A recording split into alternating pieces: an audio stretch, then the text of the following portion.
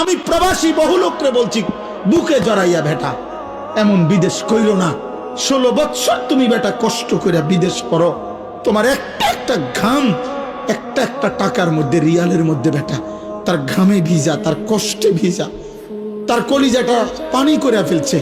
আজকে 18 বছরে 20 বছর বিদেশে থাকে, একবেলা খানা দেই না কেউ নাই, এক গ্লাস পানি আগায় দেওয়ার মতো কেউ নাই, একটা জামা ধুইয়া দেওয়ার মতো কেউ নাই, একটা ভালোবাসবে একটা বিবি নাই, বাচ্চা নাই, কেউ নাই। বেচারা অসহায়ের মতো 12 ঘন্টা ডিউটি করে আইসা ফইরা থাকে রুমের মধ্যে, মন চাইলে দুগা খায়, মন চাইলে শুইয়া থাকে ক্লান্তিতে।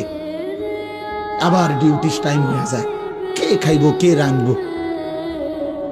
এত কিছুর বিনিময়ে তোমার স্ত্রী দেশে বাজারে বাজারে ঘুরে গেরাম চুক্তি বেড়াইতে লগে কথা কয়, তোমার ছেলে নামাজ পড়ে না, তোমার মেয়ে অসৎ চরিত্রবান, চরিত্রহীন কোন লম্পটের সাথে হারাম প্রেম করছে, আর তুমি বিদেশ করতে আসো।